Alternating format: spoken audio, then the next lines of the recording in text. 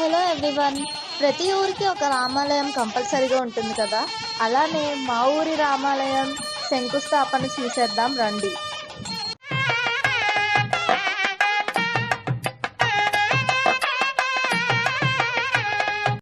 పాహి రామ ప్రభో పాహి రామ ప్రభో పాహి భద్రాద్రి వైదేహి రామ ప్రభో పాహి రామచంద్ర బాబు మధ్య విలసితేంద్రియా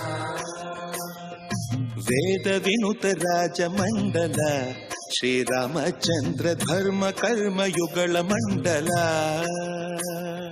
సతత రామదాస పోషక శ్రీరామచంద్ర వితత భద్రగిరి నివేశక